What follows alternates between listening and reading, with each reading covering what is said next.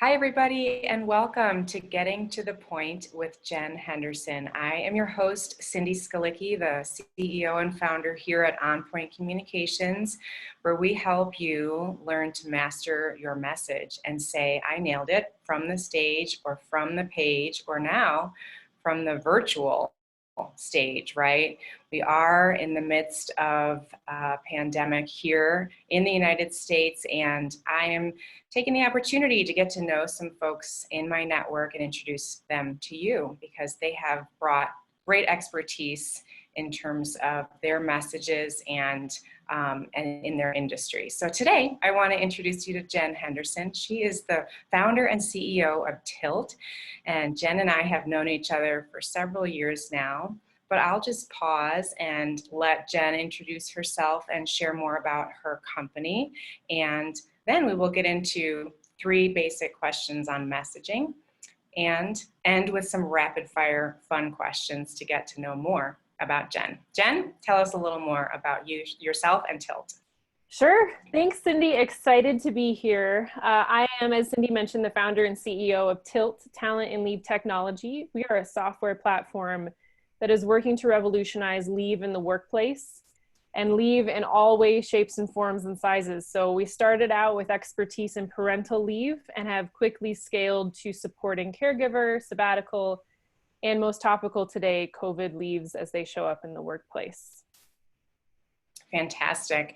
Well, Jen and I met a few years back when Jen was working on the beginnings of her pitch, her investor pitch, as she went out to secure funding and capital. And so that's kind of how Jen and I came together.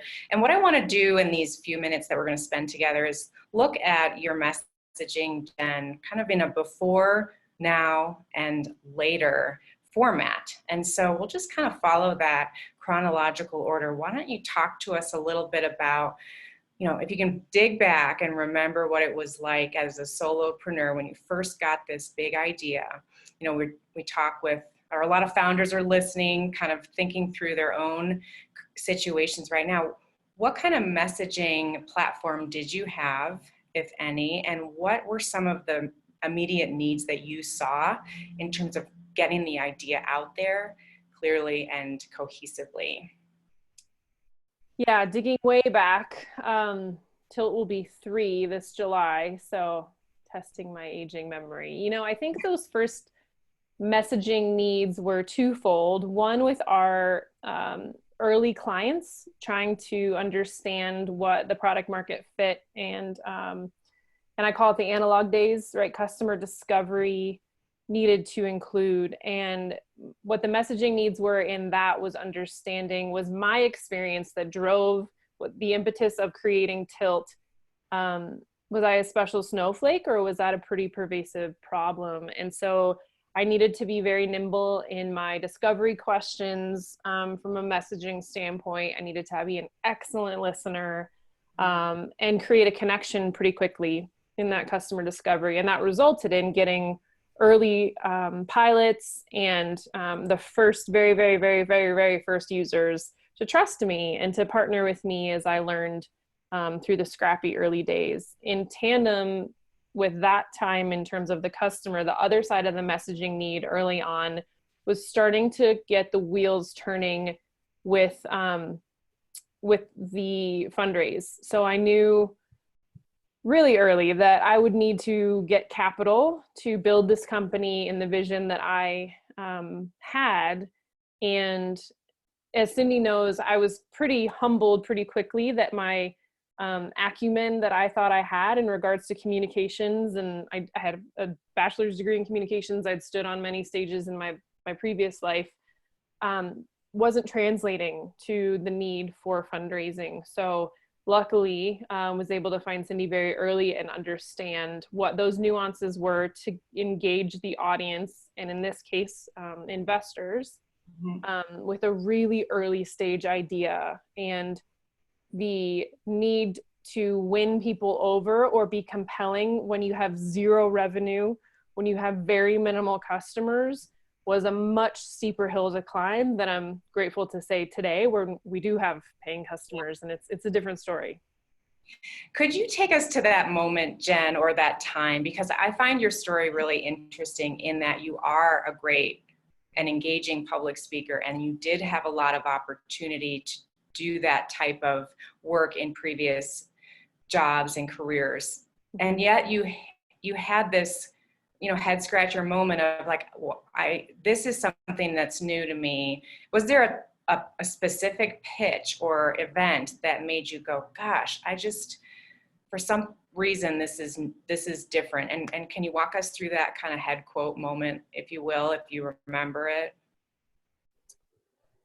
Yeah, I think it was, instead of a light bulb moment, I think it was a culmination of awareness that as much success as I had in my previous life and being in the world of business and primarily corporate America, learning how to be an entrepreneur for me, a first-time female entrepreneur founder, was really humbling. Again, it was, I don't know what I'm doing.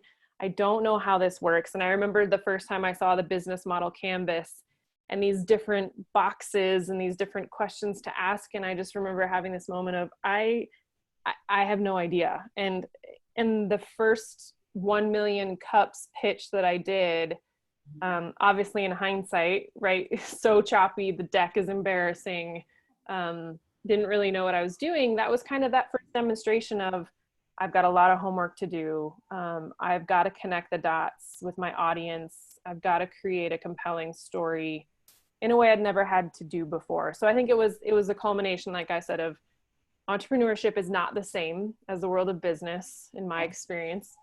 That need or the intention of the oratory messaging, whatever that, I'd never had to do that before. I'd never had to ask people for money. So it wasn't a light bulb moment so much as just kind of this, this slow climb of awareness of, man, I have a lot to learn.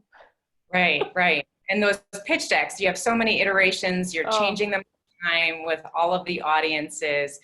Now that you've had this model in your pocket for a while, and for viewers, Jen learned the model that I teach through On Point called Perfecting Your Pitch. She learned a specific model that I teach about how to order your slides and how to present them logically, how to make them look good, and then how to deliver them really well with pizzazz. So you're one of my earliest clients, Jen, and you've been out of my coaching for a long time now. How has what we did together helped you in future iterations of your pitch? Can you speak to that a little bit? Yeah, my 4,000 pitch decks on my computer. Yeah, I was just thinking about that the other day.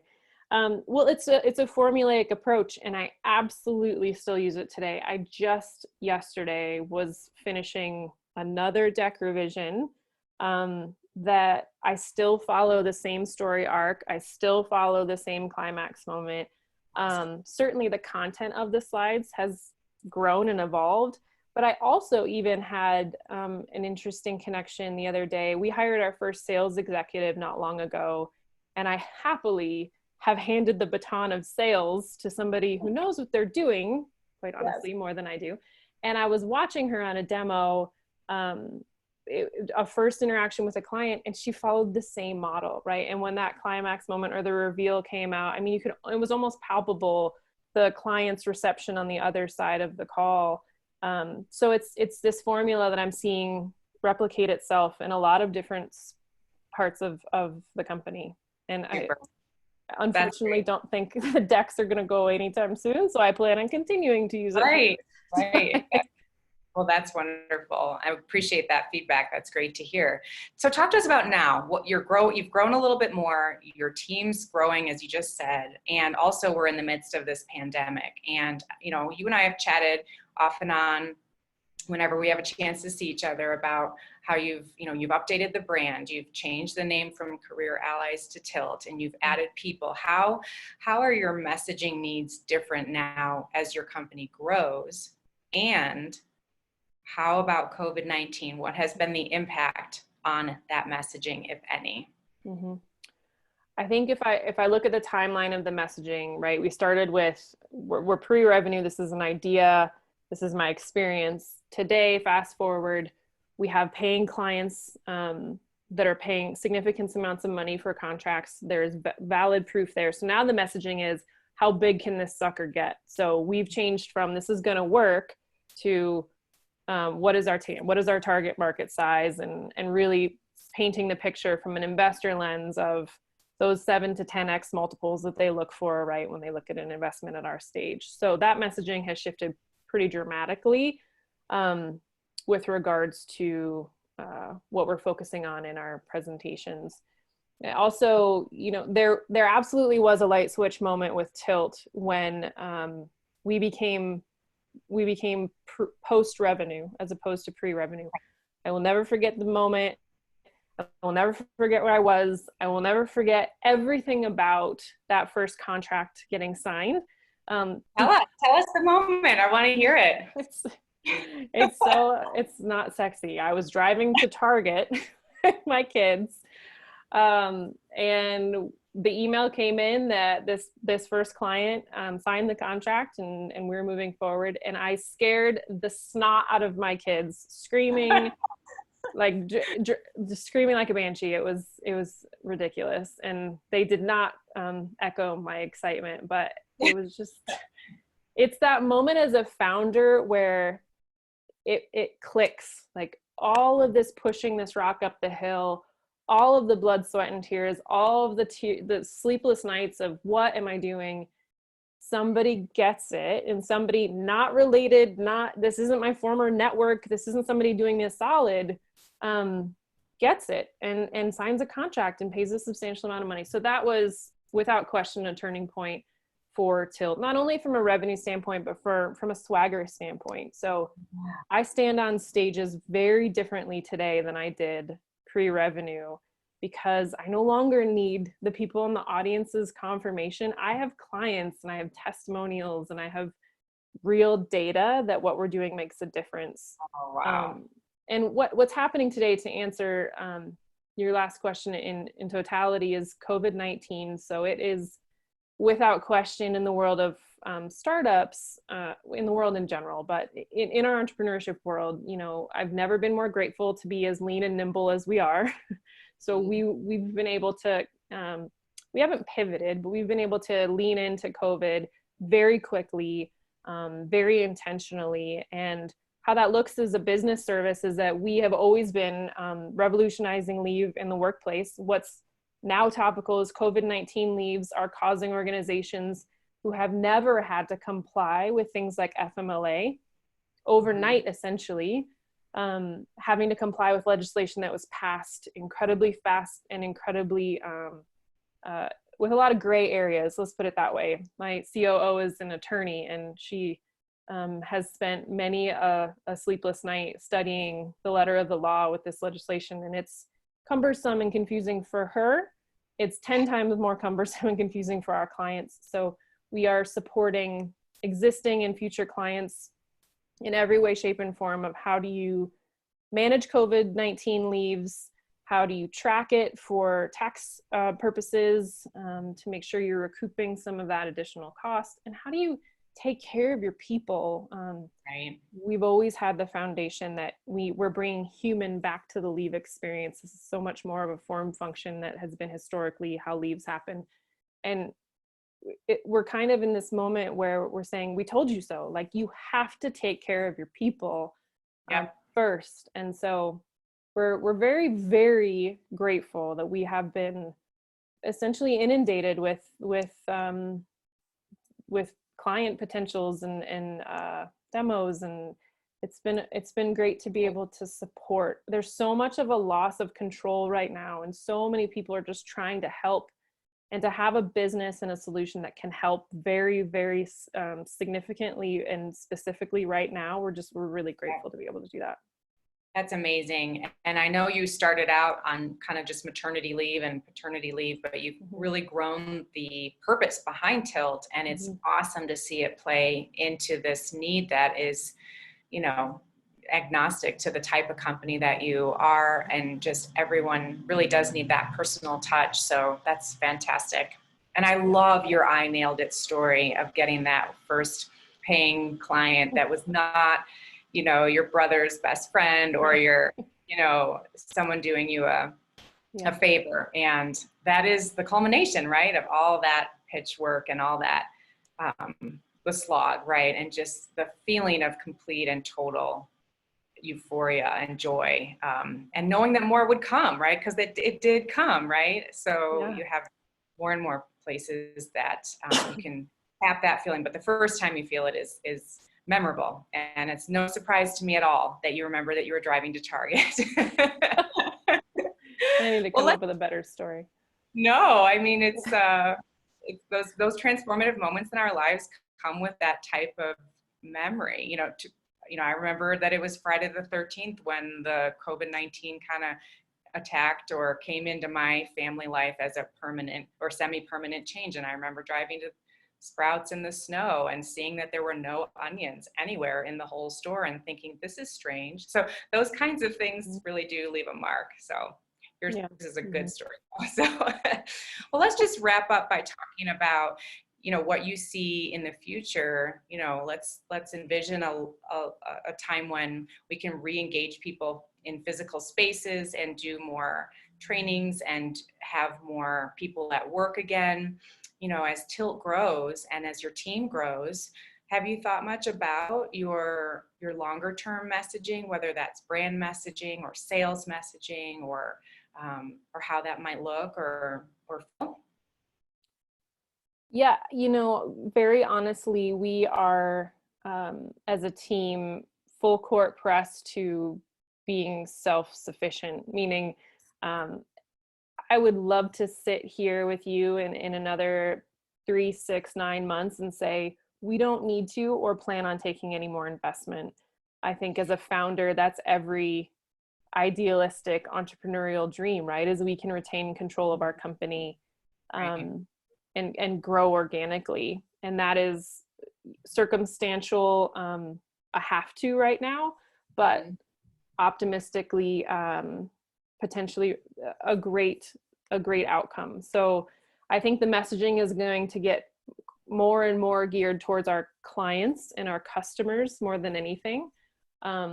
As we're able to kind of quiet the noise on the investor conversations and really focus on serving our clients to the best of our ability. And where we plan to scale, you know, to go back to the conversations pre-COVID when we were post-revenue and saying, this is how big we're going to get and this is where we can go. We still very much believe that we have the potential to have the first mover advantage around really truly reimagining leave, and that people, you know, I said many times, my daughter is 3 and I've given myself 13 years to ensure she never experiences what I experienced when I became pregnant in the workplace and what still so many women and men experience in regards to parental discrimination in the workplace. And I think that I know that that's not parental specific. When leaves happen, when life happens in work, there's still so much work to be done around systems and processes to insulate people's career trajectory as well as their engagement with their workplace. So we absolutely plan to be on the forefront of that mission and movement.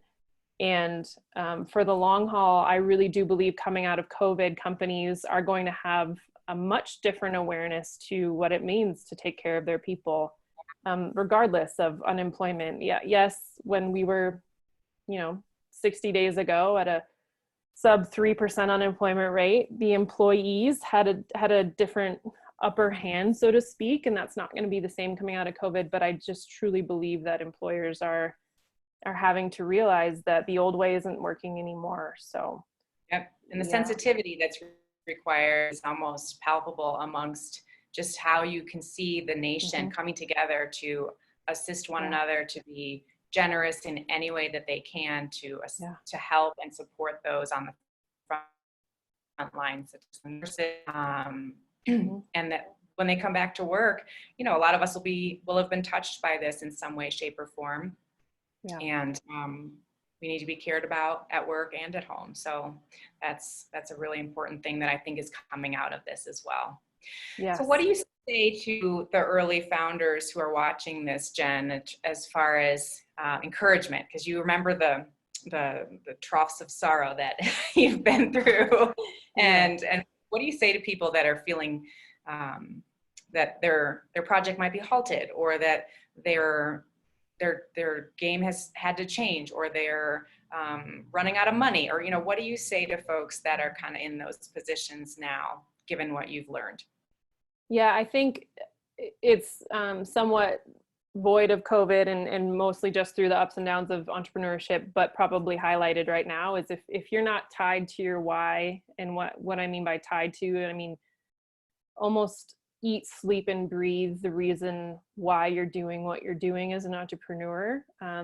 That staying power and tenacity, I think, is just much, much harder. So the founders that I've interacted with, particularly over the last couple weeks, that are going through substantially harder decisions than myself in regards to layoffs or cash flow, those that know why they're doing what they're doing, can see how to make lemons out of lemonade and remain optimistic, are going to fare well. I think it's those that were square peg round holing it maybe a little going into this, or just really weren't bought into why they were doing what they were doing, that it may be a harder push. But again, this was pre-COVID, and now even more so. If I didn't fully believe I could die on this hill and I have my ticking clock of 13 years, I would have given up so many times. I just can't even tell you. It's the hardest roller coaster to stay on. Exactly. I don't recommend entrepreneurship. Right? Put your seatbelt on. Exactly. Oof. Well, thanks for spending some time with us. It's been great to catch up and hear your updates, and to hear how all the work we did together has still continued to be of service to you and now to your team, which is great. Yeah. I would love to close with something fun, which is just a little bit of rapid fire questions that you can just answer, and we'll move on. And then if you have any last minute thoughts to share with the audience, you're welcome to do that. So I have 5 questions, and the first one is as follows. Tell us what is on your nightstand as a book that you are reading and enjoying, whether personal or business, and what are you learning in it? Right now, I am going through a course that Bradfeld is leading through the Kaufman company, Kaufman Association. Anyway, it's actually everything I should have known prior to our first fundraise around term sheets. So Venture Deals is one of his many books, and that is on my nightstand. Now, can I say I'm enjoying it from the perspective of I'm learning something? Yes. Yeah, enjoying's not the right word there, maybe. It's not a page turner. Yeah, but it's okay. Yeah. Okay, the next question is, what is the last place that you traveled to by air? San Francisco. Okay. I was out there speaking at a summit right after the first of the year. Okay. Yeah, the World Changing Women Summit, actually specifically in Sonoma. So I ended on a high point in terms of the travel. Yes, good. Well, a lot of people have had to unfortunately cancel things, which is not good, but hopefully that will restart quickly. All right. Any family recipes that you have learned how to duplicate from your parents, grandparents? I ask that because recently we were digging through recipe boxes for some of my great grandmother's recipes, and I just wondered if you had any that your family can't live without. Yes, I think every day I wake up in COVID world, I try to search for a silver lining. And I think one of the early silver linings I found was this need to bake and cook delicious food right now. So we recently also pulled out my grandmother's, my kids' great grandmother's banana bread recipe and made that the other day. So perfect. Okay. Question number 4 is, talk to us about a teacher or a mentor who had an influence on you growing up or recently, and in what way? There's so many. I think in my early years in industry, I had a leader named Noel Horde who he took my position, is what I tell him. I was on the docket to get promoted. He swooped in. He was hired externally, so I naturally did not enjoy him right out of the gate. But that didn't last long, as I realized how much I had to learn from a seasoned leader who taught me in the time that we worked together more than I ever could have anticipated around how to be a servant leader, and encourage and inspire people. And I just watched my peer team and others that interacted with him, including myself, drive their own engines in ways that I'd never seen before, because he just had this way to inspire people to achieve greatness. And he remains one of my mentors to this day. And it's an art. I truly believe his level of leadership is an art form. And I could walk around and listen to him all day, because he knows exactly how to tap into people's internal motivations in just an amazing way. You just got it. Yeah, that's really exciting to be with people like that who can light you up and know where you are special and gifted. That's a huge piece of that mentorship. So that's awesome. Okay, last question. What do you miss the most and can't wait to get back to doing, as far as activities or places to go, like restaurants or, places that are shut down now? What are you most looking forward to returning to? Definitely traveling. Okay. Yeah, I cannot wait. At this point, anywhere. Anywhere? Yeah, my family and I were supposed to go to San Diego. That was our trip that got canceled. So somewhere with a beach probably would be at the top of the list. Yeah, that would be nice. I know. I'm just looking forward to getting out with some girlfriends and having a margarita. There's only so much you can do through a Zoom happy hour, right? Yes. It's just not the same. So that's probably first stop, and then on a plane somewhere. On the way to the airport, right? Yeah. Well, Jennifer, thank you so much for joining us today on Getting to the Point. And I think we got to the point of Tilt and the messaging that you have been perfecting. And I am very appreciative, and our audience as well. Is there anything you want to leave us with? I will definitely share your contact information for those who might want to follow up with you to do a meet and greet phone call of some kind. I'm sure you'd be open to that. Yes. And is there anything else that you'd like to leave us with? No, I think just the only other kind of key learning right now, or awareness that I ask leaders to see, is that as we're all working from home, it's been so awesome to see people's kids and dogs and fish in the background. Like, I just can't tell you how excited I am that what I think as a society typically kind of kept in the back closet or didn't really talk about all that much is, like it or not, in your face on your Zoom calls. And we at Tilt are just thrilled. We couldn't be happier that people are seeing each other in all of their glory and all of this.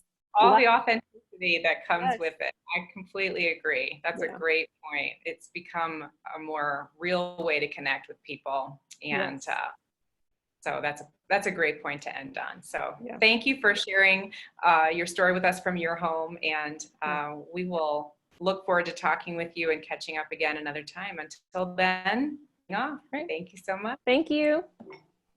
Bye-bye.